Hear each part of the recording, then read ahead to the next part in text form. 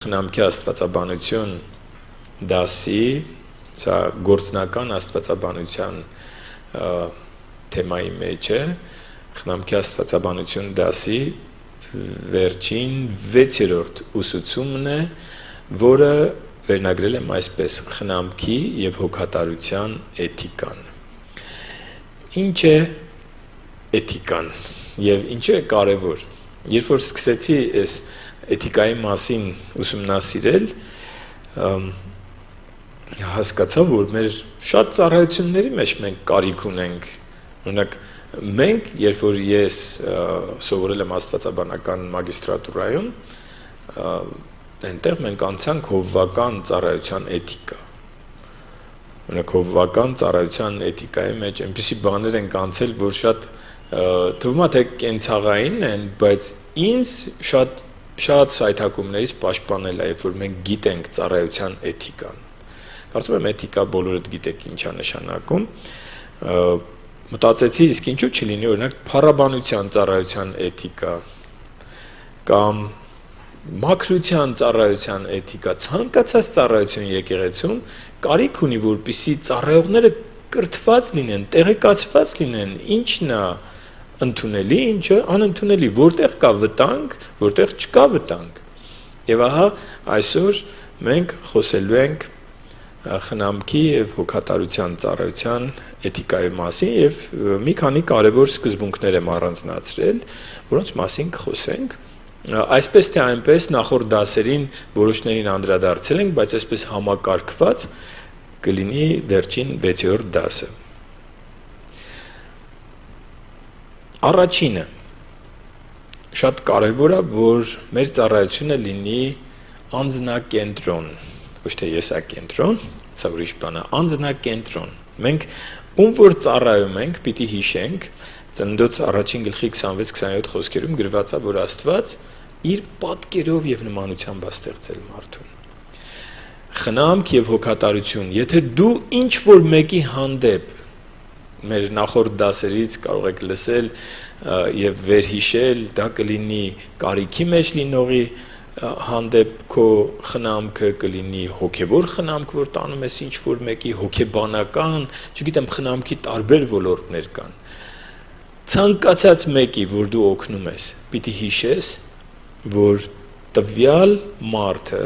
և յուրաքանչյուր ոք այս երկրի վրա ձեր ճանաչած ամենալավ ու ամենավատ մարդիկ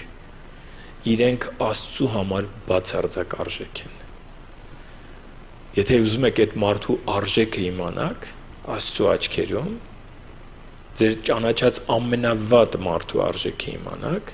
իմացեք, որ այդ մարդու փրկության համար, անգամ եթե դա ամենավատ մարդը դուք եք, այդ մարդու փրկության համար Աստված իր որդուն է զոհել։ Ինձ համար, ուզում եմ իմանամ, կարող է ես իմ աչքին շատ վատն եմ, կարող դու քո աչքին շատ վատն ես, կարող լավն ես քո աչքին, այն մեկը ավելի վատն է, կապ չունի։ Յուրաքանչյուր մարդու արժեքը Աստծու աչքերում իր որդու կյանքի գինն է։ Եվ մենք երբ որ մեկին ծառայում ենք, անձնակենտրոն, մենք պիտի տեսնենք այդ մարդու արժեքը։ Մենք թանկ մարդու ենք, Աստծու համար թանկ մարդու ենք ծառայում։ Եվ մենք պիտի հարգենք տվյալ մարդու արժանապատվությունը, ահա անձնակենտրոն ծառայություն հենց սա է նշանակում։ Դու տեսնես անձը, դու չտեսնես փողոցում հարբած ինչ-որ մեկին, դու տեսնես մեկին, ում Տեր Հիսուսը ասում էր սատանան հասցրել է այս վիճակի, բայց ինքն էլ Աբրահամի դուստր է, հիշում եք։ Այդ ձեր համար է ինքը, չգիտեմ, չորացած, կռացած ինչ-որ մեկը, բայց ինքը Աբրահամի դուստր է։ Եվ մենք, երբ որ ինչ-որ մեկին ծառայում ենք, ահա, կարծում եմ, որ արդեն պատկերացնում ենք, չէ՞, ինչ է ծառայողական էթիկա, խնամքի և հոգատարության ծառայության էթիկան։ Մենք պիտի տեսնենք արժեքը, որպեսզի կարողանանք տվյալ մարդուն ծառայել և պիտի հարգենք մարդու արժանապատվությունը, եթե անգամ տվյալ մարդը կորցրել է անգամ մարդկային որակները։ Երբեմն մենք մարդկանց ենք ծառայում, որ դժվար է մարդ տեսնել իր մեջ, բայց ինքը չի մեղավոր դրա համար։ Երբ որ մի քիչ խոսում ես մարդու հետ, հասկանում ես, որ խաբվել է, ճնշվել է, այս չար աշխարհի մեջ սատանայի ու իր մարդ ծառաների ազդեցության ներքո ընկել այդտեղ ինքը օգնության կարիք ունի եւ մենք պիտի հարգենք մարդու արժանապատվությունը անգամ եթե ինքը խորը ճգնաժամի մեջ է ահա առաջինը անձնակենտրոնություն երկրորդը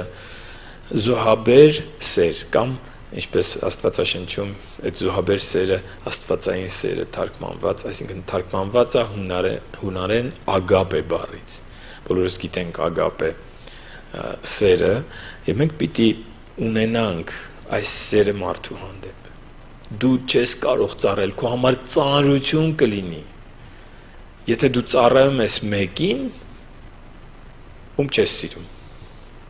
Ծանրություն է լինելու, սկզբից կարող է կարողանաս, բայց հետո ծանրություն է լինելու։ Ինչու մայրիկները չեն հոգնում,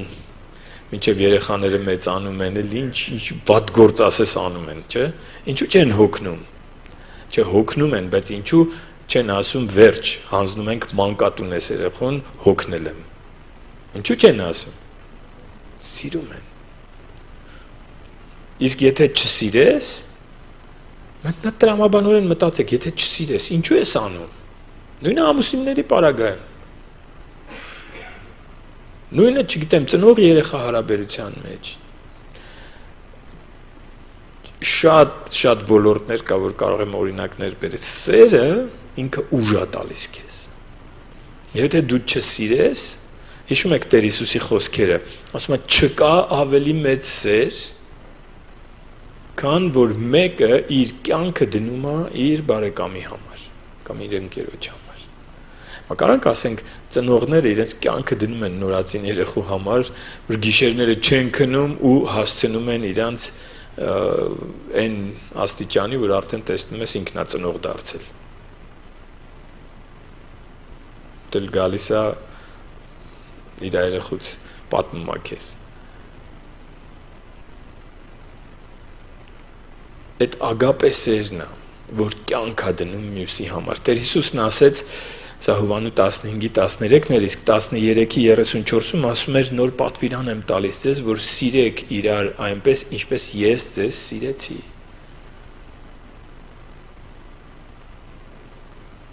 Սեր, մեր եկեղեցում ես ասել եմ, երբ որ կզգաս, որ ծառայությունը ցանկացած ծառայության մեջ, երբ որ կզգաս, որ ծառայությունը ծանրություն է քեզ համար, ինձ զգուշացրու կամ կթեթևացնենք քո ծառայությունը կամ կփոխենք քո ծառայությունը։ Երբեք եւ ոչ մեկը մեր եկեղեցում ես սա հայտարարել եմ եւ ես մեկ անգամ օգտվելով առիթից հայտարարում եմ։ Երբեք ծառայությունը ծանրություն չպիտի լինի քեզ համար, դա պիտի լինի քաղցրություն։ Դու պիտի հասկանաս ում ես ծառայում այդ ծառայությունը անելով։ Որ ծանրությունը կամ թեթևացնում ենք կամ փոխում ենք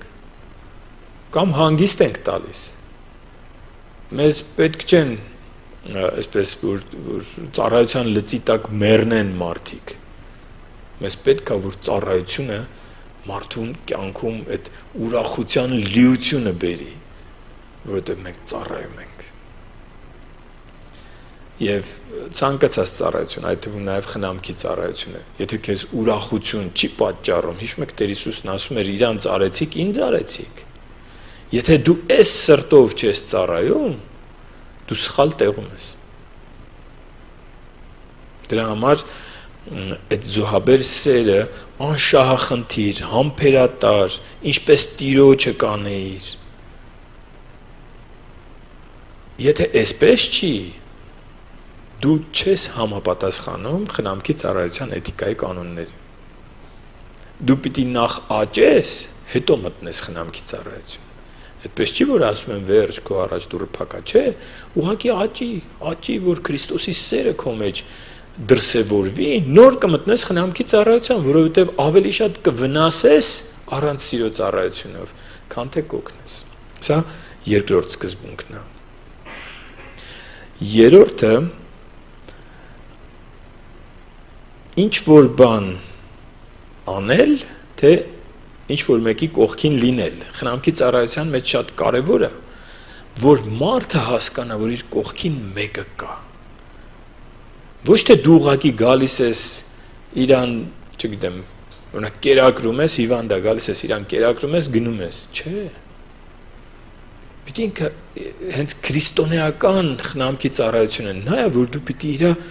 նեցուկը լինես, դու պիտի իրա օգնությունը լինես, դու պիտի իրա հետ լինես։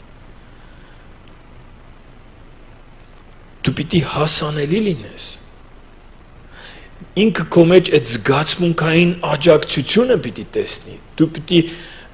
որբի համար ծնող դառնաս, միայնակի համար քույր կամ եղբայր դառնաս, եւ քույր եղբայր, այս որ մեր եկեղեցիներում sense ընդունված է, Արմեն եղբայր, չգիտեմ, Աննա քույր, Արմինե քույր, Վահիկ եղբայր, այս մեր ընտանիքի անունները ասեցի, մենք եկեղեցին այդ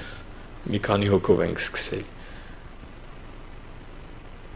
Բայց դրանից հետո, երբ որ գալիս ենք, ասենք մի 10 հոգի ենք հավաքվում, իրար քույր եղբայր ենք ասում, հիմա էլ, չգիտեմ, 200 հոգի ենք հավաքվում, էլի քույր եղբայր ենք ասում, բայց արդյոք մենք քույր եղբայրներ ենք։ Հիմա նայեք, լավ, բա կարիքի մեջ լինողին, այն մեկը, որ եկեղեցի էլ չի գալիս, ուղղակի քո խնամքի կարիք ունի, ինքը քեզ զգում է որպես քույր, ինքը քեզ զգում է որպես եղբայր։ Սա շատ կարևոր է։ Շատ կարևոր է, որ ոչ միայն անես, այլ լինես իր համար մեկը, ում վրա ինքը կարա հենվի, ում Աստված ուղարկել է իր կյանք։ Գիտեք, շատ-շատերը ուզում են Հովվի մեջ տեսնեն, եւ ես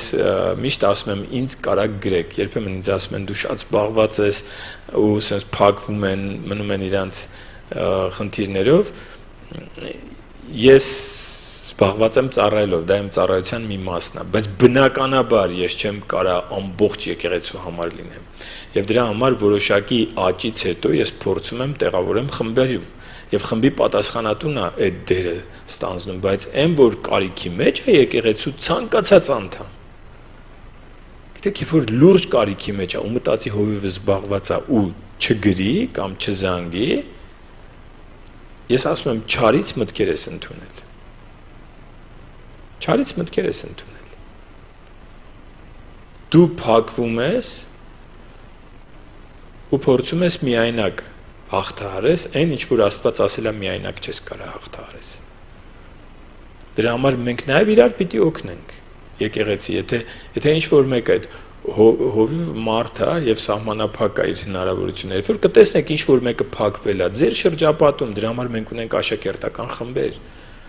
Դրա համար ես ասում եմ իրար հետ կապեր հաստատեք։ Այդ քույր եղբայր հարաբերությունը ունեցեք մյուսների հետ։ Մի եղեք միայն եկեղեցի եկող ու գնացող, որ ոչ ոք տեղյակ չլինի, ինչ որ մեկի հետ կիսվեք։ Եվ եթե ձեզ հետ կկիսվեն մի բան, որ պիտի իմ հետ կիսվեն, ինձ տեղեկացրեք այդ մարդը օգնության կարիք ունի։ Որ մենք լինենք իր համար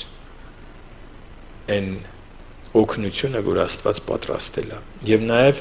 շատ կարևոր է այստեղ այդ հարազատությունը, հոգատարությունը, ոչ թե զուտ ծառայությունը, եթե ինչ որ մեկին խնամք ես մատուցում, այդ հարազատությունն ու հոգատարությունը պիտի զգացվի։ Ոչ թե ինձ հանձնարարել եմ, որ գամ քո տունը մաքրեմ։ Չէ, եթե գնում ես տունը մաքրելու, ասենք մարդը ի վիճակի չի դա անելու, դու գնում ես իր տունը մաքրելու, այդ պիտի անես, ոնց որ պատկերացրա մի օր Հիսուսը այն 2000 տարի առաջ ասեր խնդրեր, ասեր քույրեր ջան, խնդրում եմ, եկեք այսօր իմ տունը բոլորով մաքրենք միասին։ Երկինք ասում է մարդու որդին գլուխ դնելու, հա, աղվեսները որջեր ունեն, ես գլուխ դնելու տեղ չունեմ, բայց գիտենք որ Կափառնայում գնում էր ինչ-որ տեղ, օրինակ ասեր գար, եկեք իմ տունը մաքրեք, դուք էլ 2000 տարի առաջ ապրելիս լինեիք, ո՞նց կանեիք։ Այդպես պիտի անեք։ Որովհետև Տերը ասում է իրան արեցիք, ինձ արեցիք։ Սա էլ երրորդ սկզբունքը, չորրորդը խնամք ընդունողների մասին է, խնամք ընդունելու էթիկան, որտեղ մենք կարանք խնամք տանք, մենք կարանք խնամք ընդունենք։ Եվ շատ կարևոր է այստեղ, որ մենք այդ հպարտությունը չունենանք։ Եվ երբ որ մենք կարիքի մեջ ենք, մենք բաց լինենք, եթե մենք խնամք ենք տվել ենք սրան օգնել ենք, նրան օգնել ենք, հիմա մենք ենք կարիքի մեջ, գիտեմ հայերեն այսպեսի ասացված կա չէ, կամ արտահայտություն, աղքատ, հպարտ։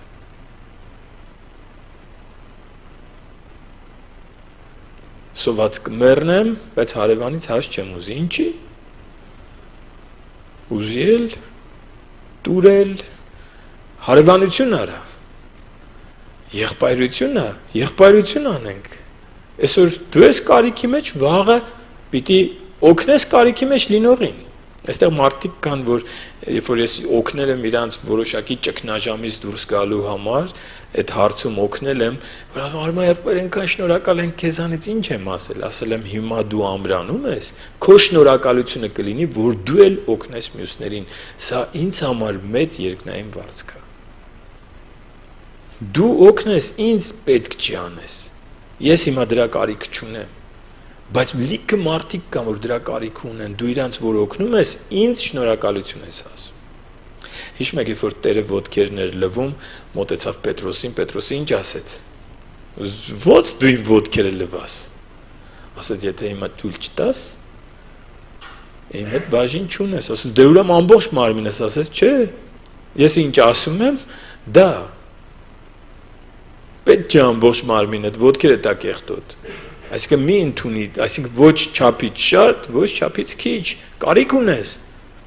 Բացվի, ասա ժողովուրդ, ես ձեր օգնության կարիք ունեմ։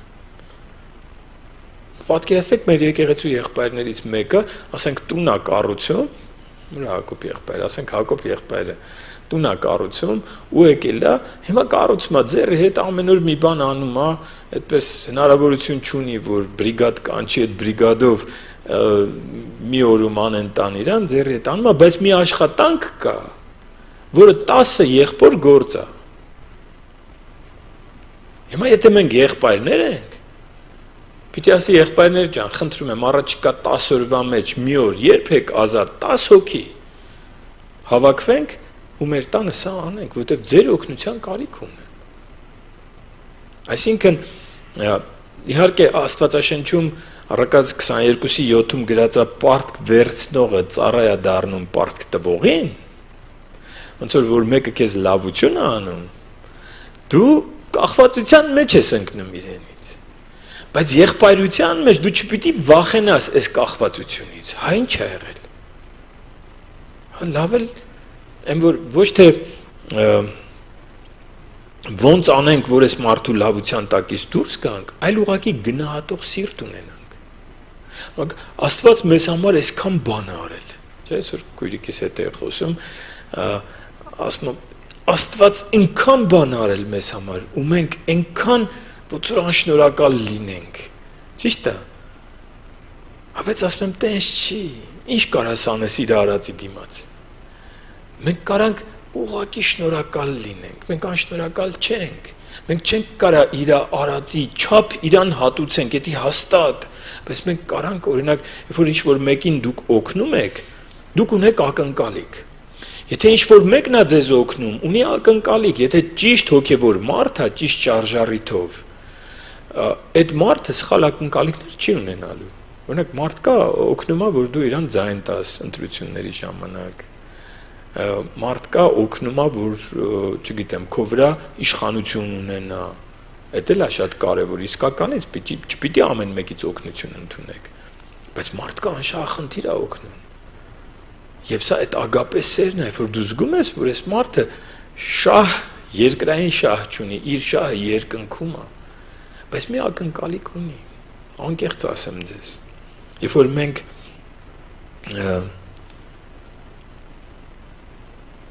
մենք օգնում ենք մարդկանց, ասենք գնում ենք կարիքի մեջ լինող մարդկանց օգնում ենք, մենք որոշակի ակնկալիք ունենք, որպեսզի հասկանանք սա, եկեք մի օրինակ հիշենք Աստվածաշնչից։ Այն հիշում եք Տեր Հիսուսի առակը, որ թագավորը մեծ պարտքը ներում է։ Այդ պահին ինքը ոչ մի ակնկալիք չուներ, չէ՞ թվում է, թե ոչ մի բան չի ասում, ուղղակի ներում է այդ մարդը արցունքները աչքերին խնդրում, աղաչում է, ինքն էլ ասում է, ինչ էր աղաչում, ասում էր հաջորդ տարի պարտքը կտամ, ասում է դու հաջորդ տարի էլ տվող չես, դրանից հետո էլ տվող չես, արի ես քեզ ներեմ ուղղակի, ես թագավոր եմ, ես կարամ ինձ մեծ խնդիր չի, ես քեզ ներեմ։ Այդտեղ ակնկալիքը չի երևում, չէ՞, բայց ակնկալիք կա այդտեղ, դա երևում է հետո։ Ինչ է ակնկալում թագավորը։ Թագավորը ակնկալում է, որ այս մարդը փոխվի։ Գոնե իրեն պարտք լինողների հանդեպ իր վերաբերմունքը փոխի։ Հասկանում եք, որն է մեր շնորհակալությունը, երախտագիտությունը։ Օրինակ, եթե մեկին, ասենք, տանում եք մի հատ լավ սնունդով, մեկ էլ տեսնում եք հենց այդտեղ հարևանը գալիս է, ասում է, տես քեզ այսքան բան են տվել, սոված ենք 4 օր, ինչ կլինի քո այդ ունեցածի հացի 1/4-ը կտրի տուր, ինձ էս մարդը ասում է, չէ, գնա ստեղից էսի իմն է։ Հաջորդ անգամ կօգնենք այդ մարդուն։ Հարևանին կօգնենք։ Հասկանում եք, կա ակնկալիք։ Եվ շնորհակալ սիրտը միշտ մտածում է, իսկ ինձ օգնողը ինչ ակնկալիք ունի։ Շնորհակալ սիրտը, օրինակ, հոգևոր աճի հետ կապված, ինչ որ մեկը քեզ օգնել է հոգևոր աճում, ու տեսնում է դու ուրիշներին ես օգնում։ Ակնկալիք ես ունեմ այդ ակնկալիքը։ Ես որ ձեզ օգնում եմ, ունեմ այդ ակնկալիքը, որ տեսնեմ դուք աճում եք, հասունանում եք, այսօրվա ձեր խնդիրները, որոնցով դուք անցնում եք, երբ որ ես տեսնեմ, որ դուք ինչ որ մեկին օգնում եք ձեր ծառայության շնորհիվ Աստծո հրաշքով այդ մարդկանց կյանքը փոխվում է, ես աշխարհով մեկ կլինեմ։ Ես այդ ակնկալիք ունեմ։ Ուրեմն խնամք ընդունողը պետք է ունենա ընդունելու էթիկան։ Ու դա լավության տակից դուրս գալը չի, չէ։ Դա ուրիշ բան է, դա երախտապարտության զգացումն է, ոչ թե մարդու հանդեպ, որ ասեն, վայ, ես ինչ լավ մարդ ա, որ ինձ օգնես, չէ, Աստծու հանդեպ։ Եվ իր երախտագիտությունը արտահայտում է Աստծու գործը մնացածի կյանքում շարունակելով։ Ինձ հարց էին տվել, ինչպես ընտրենք, կարիքի մեջ լինողները շատ են, իմ միջոցները սահմանափակ են, սա էլ է էթիկայի հարց։ Ինչպես ընտրենք ում օգնենք։ Մենք եկեղեցում սկզբունք ունենք, քանի որ ինտերնետով շատ տարածված է գումար խնդրելը։ Ահա մեր ծառայողները այստեղ նստած են, մենք միշտ ասում ենք, եթե օգնում եք, նախ թող ծառայողները այցելեն, նոր օգնեք։ Մենք դեպքեր ենք ունեցել, որ մարդը ասել է, շատ կարիք ունենք դեղի, ասել ենք դեղը 10 առնենք, ասել է, չէ, փողը տվեք։ Արդեն հասկանում ես, որ այս մարդը կամ ծառայողը գնում է, տեսնում է, որ այս մարդը այդքան էլ կարիքի մեջ չի։ Մարդիկ կան, որ այս կարիքավորի անվան տակ այնպես չի, որ կարիքավոր չեն, բայց կարան աշխատեն, բայց քանի որ օգնում են, ինչի աշխատեն։ Եվ այցելություններն են, որ բացահայտում են այս ամեն ինչը։ Իսկ ինտերնետով ուղղակի կհուզվես։ Այնպիսի պատմություններ, այնպիսի նկարներ ուղղակի կհուզվես, բայց որ այցելում ես, արդեն փորձառու ծառայողները բացահայտում են իրական կարիքի մեջ լինողներին։ Սա ֆինանսական առումով, իսկ մյուս կարիքները արդեն բնականաբար էլի։ Հիմա ինչպես ընտրես, եկեղեցին կօգնի, Սուրբ Հոգու առաջնորդությունը, Սուրբ Հոգու աղոթք պիտի անենք, որպեսզի մեզ հուշի, որովհետև շատ կարիքավորների միջից պիտի ընտրենք, որին, որտեղ մեր հնարավորություններն էլ է սահմանափակ։ Մեկ զանգում են ինձ, ասում են, այս ինչ մի հատ մեծ գումար են ասում են, եկեղեցի եկելի օգնեք, շատ, չգիտեմ, պարտքեմ, վարկս չեմ կարում փակեմ, ասում եմ, եկեղեցին չի կարա քեզ դրանով օգնի։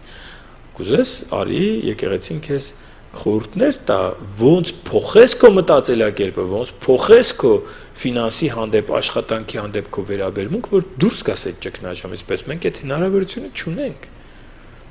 Հիմա ինչպես ընտրենք։ Մենք որոշել ենք, որ ընտրում ենք ամենակարիքավորներին։ Եվ շատ մանրամասներ չասեմ, բայց այստեղ են ծառայողները գիտեն, որ այն ամենանեղ կարիքի մեջ լինողները, որ մեզ դիմում են, իհարկե մեր տարածաշրջանում, որովհետև մեկ-մեկ չգիտեմ որտեղից են դիմում, որ այնտեղ գնալ հասնելը շատ դժվար է մեզ համար, մենք այնտեղի, ասում ենք դիմեք այդ տեղի եկեղեցիներին եւ փորձում ենք մեր տարածաշրջանում այսօրվա դրությամբ Էջմիածին, Գյումրի, շուտով Կավելանա ապարանը եւ Երևան փորձում ենք այստեղ օգնենք, իհարկե հույս ունենք նաեւ մյուս տարածաշրջաններում, երբ որ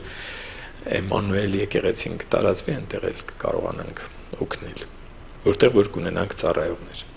Հաջորդ սկզբունքը խնամք տվող եւ խնամք ընդունող հարաբերությունը։ Այստեղ շատ ուշադիր ու զգույշ պիտի լինենք։ Խնամք տվողը պիտի ուշադիր լինի, որ ինքը չսպառվի։ Սա շատ կարևոր է, որովհետև դու կարաս ներդրվես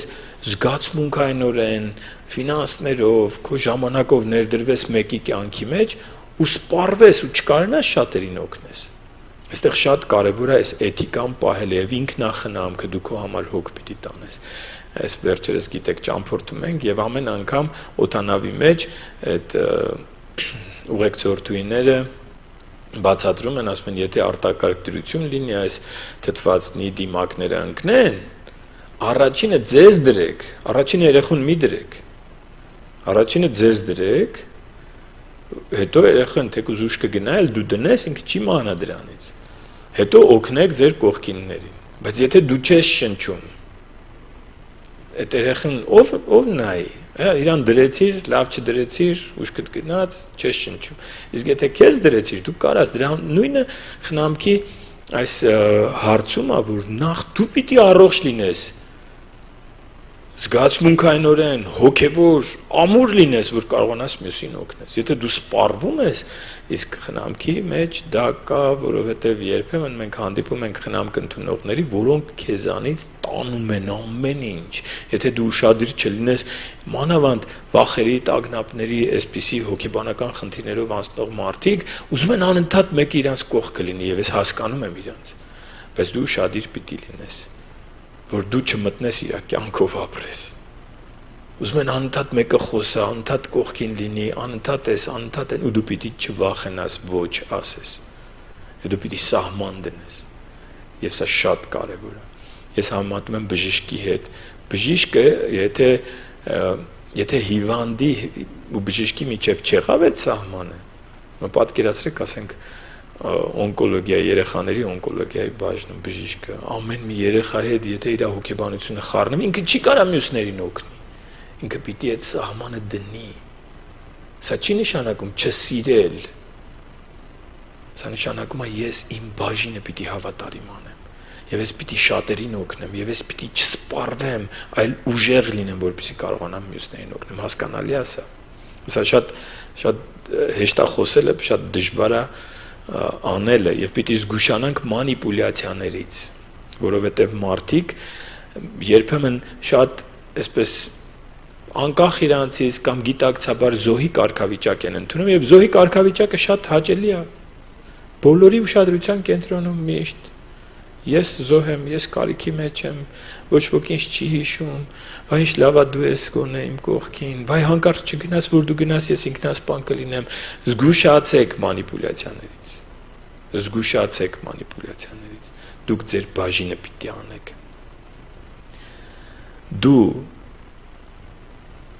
խնամք ես տալիս մեկին, որպեսզի ինքը վերականգնվի եւ օգնի մյուսներին։ Սա ոնց որ զինվորը ռազմի դաշտից ընկել է հոսպիտալ, հիմա մենք այդ բժիշկներն ենք, որ հոսպիտալում լինող Քրիստոսի զինվորին պիտի օգնենք։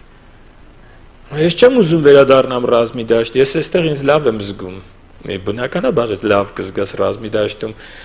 ով է լավ զգում, հոսպիտալում ընտիր է, բայց քո նպատակը լավանալն է։ Քո նպատակը այն չպիտի լինի խնամք ընդունողի մասին եմ խոսում, այսինքն դուք ուշադիր եղեք, որ այս մանիպուլյացիային չտրվեք։ Սա շատ կարևոր է խնամքի ծառայության մեջ։ Պիտի մարդուն հենց ամենասկզբից պատրաստենք նրան, որ դու դուրս ես գալու ես իրավիճակից,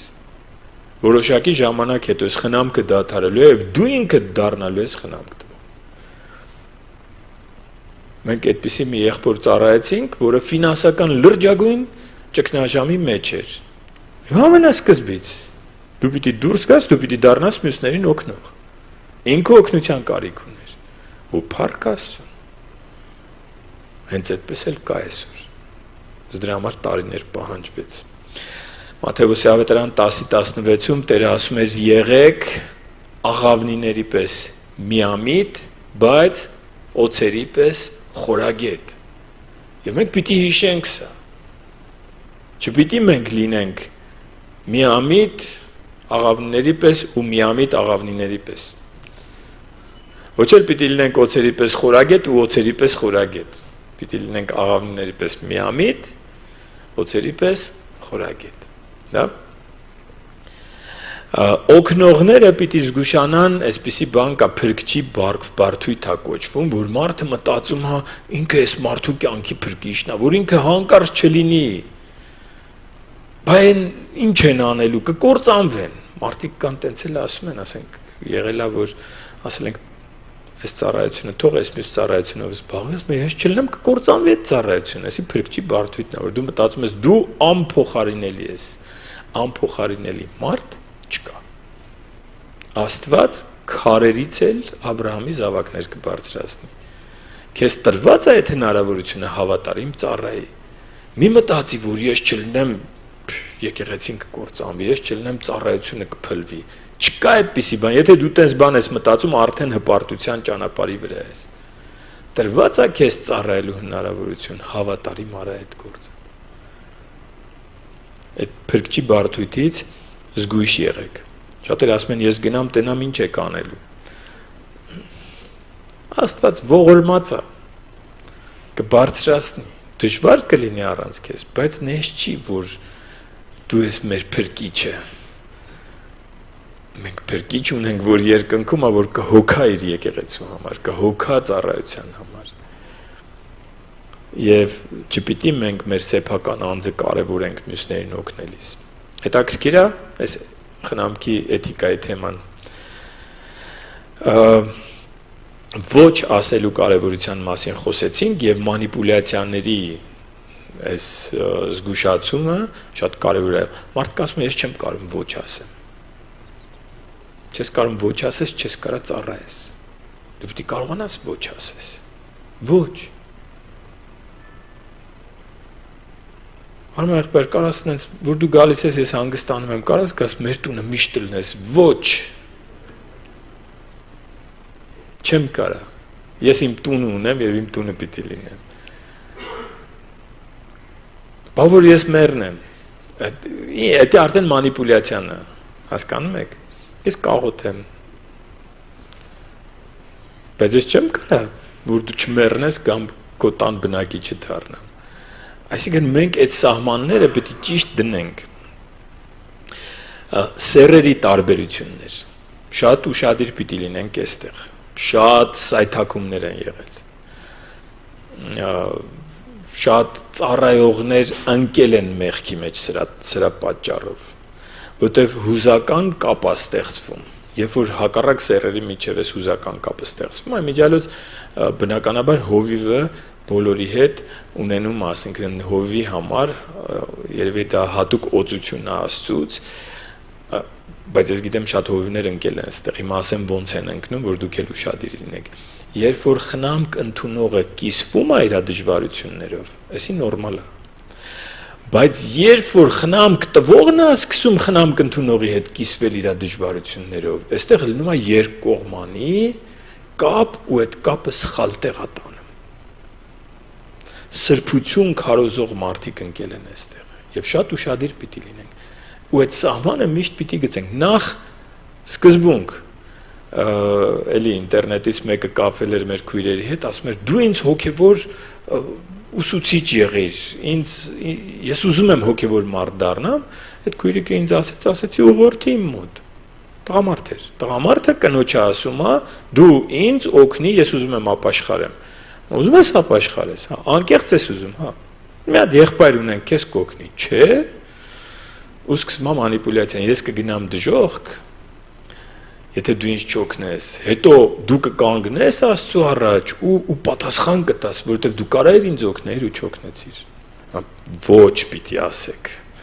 Ասենք ոչ, մենք մանիպուլյացիայի չենք ենթարկվում։ Դու իրոք ուզում ես ապաշխարես, եղբայրները քեզ կօգնեն։ Հասկանում եք, մի բան մաքուր չի այստեղ։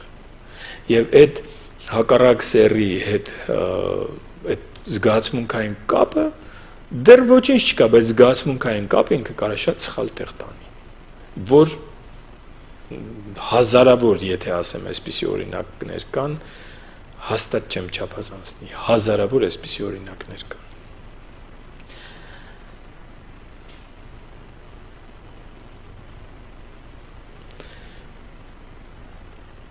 Վեցերորդը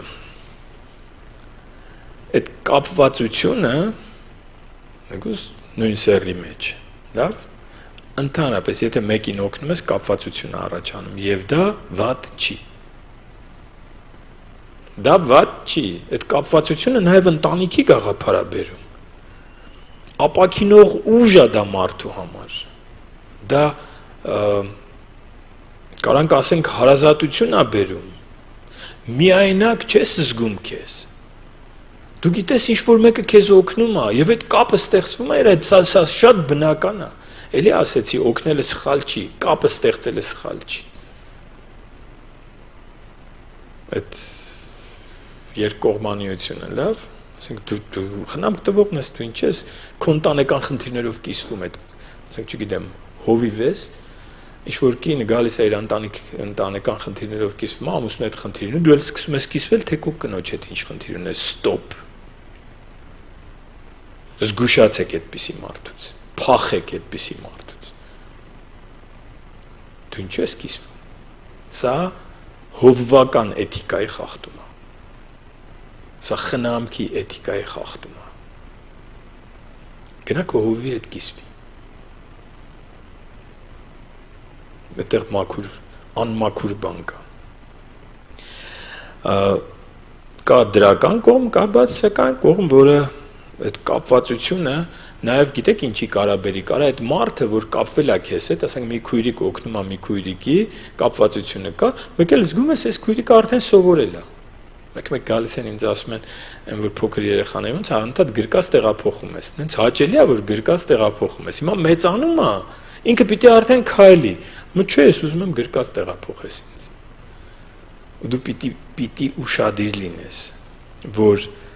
այդ ինքնուրույնության կորուստը չլինի մարդու կյանքում եւ մարդը միշտ ուզում է ուշադրության կենտրոնում լինի, բայց ժամանակ է գալիս, տեսել եք, որ երեխա է ծնվում, բայց արդեն կա երեխա ընտանիքում։ Այդ մեկ խանդա չէ գալիս, տեսել եք, ասենք 2 տարեկան երեխան զգույշ պիտի լինեք, որպեսզի չսպանի իր նորածին եղբորը։ Կա տենց բան, թե չկա։ Կա տենց բան։ Իսկ դու պիտի հասունանաս, այսօր դու նոր ես եկեղեցում, բոլորի ուշադրության կենտրոնում ես, բայց գալու է մի ժամանակ, որ այսքան ուշադրություն քեզ չեն դարձնել, որովհետև նոր մարդիկ են գալիս, եւ մենք ակնկալում ենք, որ դու արդեն դառնում ես հին, դու ինքդ ուշադրություն ես դարձնում մյուսին։ Բայց մարդկա դրանից ընկնում է դեպրեսիայի մեջ։ Ինձ այլևս չեն սիրում, չի որ չենք սիրում, իհարկե սիրում ենք։ Ինձ այլևս գրկած չեն տանում ստեղից ընդեղ չեն կերակրում, ջերմությունս չեն ստուգում, հա դու վերցրա քո ջերմությունը ստուգի, եթե բարձր է, ասա ինձ դեղ տվեք։ Հասկանում եք, մենք պիտի աճենք եւ այս կապը չպիտի սխալ տեղ տանի։ Վերջինը ժամանակը սպառվեց, բայց բավականին հետաքրքիր թեմա է սա, ու կարծում եմ գործնական ու օգտակար։ Գիտեք, կան անտեսանելի կարիքավորներ, կան տեսանելի կարիքավորներ, կան անտեսանելի կարիքավորներ, որոնք չեն երևում կամ ցույց չեն տալիս, որ իրանք կարիքի մեջ են։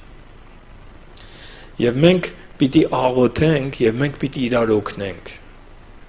որովհետեւ եթե դուք տեսնում եք եկեղեցում, որ մեկը կարիքի մեջ է, մեկը եկել է տրամադրությունը գցած։ Մոտենում ես, ասում ես ինչ ա եղել, ասում ոչ մի բան։ Բայց դու զգում ես անհանգստություն, եթե սեր կա, հա, ոնց է որ մամաները երեխեքին սիրում են, Երեխան գացում ինչ ա եղել բալես։ Ոչ մի բան, ինչ ոչ մի բան ես տեսնում եմ։ Դու նույնը չես, դու երեքվանը չես։ Այդ դեպքում պիտի տեղյակ պահեք ծառայողներին, որպեսզի մենք կարողանանք այդ մարդուն օգնենք։ Բացահայտենք կարիքը։ Գուցե Սուրբ Հոգին ցույց տա, այդպես եղել է։ Վկայություններ կան Սուրբ Հոգին գիշերը ժամ 3-ին արթնացրել է, ասել է, այս ինչ մեկի համար աղոթի։ Չգիտենք, դա գերբնական է, բայց մենք պիտի բացահայտենք նաև այս անտեսանելի կարիքները եւ պիտի զգուշություն ունենանք եւ Սուրբ Հոգու առաջնորդությունը անպայման ոչ թե sense ընկնես մարդը ասում է ոչ մի չէ դու պիտի ասես ինձ ինչ ա եղել չէ դա տենց չի մի քիչ նրբանկատություն ունեցի զգում ես ինչ որ բան կա չի ասում լավ հանգիստ թող իրան աղոթք արա դες Տերը ինչ առաջնորդում ենք կենթանի Աստծո ենք պաշտում ինքը ողջ է ինքը կարա մեր հետ խոսա եւ պիտի վստահություն ստեղծենք եւ ամենակարևոր բաներից մեկը մենք պիտի կարողանանք ճիշտ ժամանակին նաև թողնել խնամքը։ Եվ կա ժամանակ, ամեն բանի ժամանակ կա ժամանակ որ խնամք ես ստանում, կա ժամանակ որ թողնում ես խնամքը։ Օրինակ ես եղել եմ շատ մարդկանց թողել եմ խնամքը, որովհետև տեսել եմ ժամանակն է։ Դա գիտեք ինչի է նման, որ հեծանիվ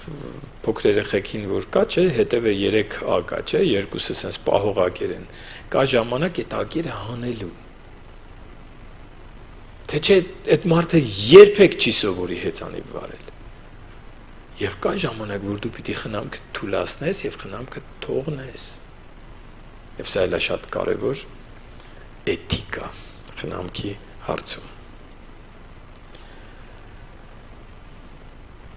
Տերը ասում էր սիրեք իրար։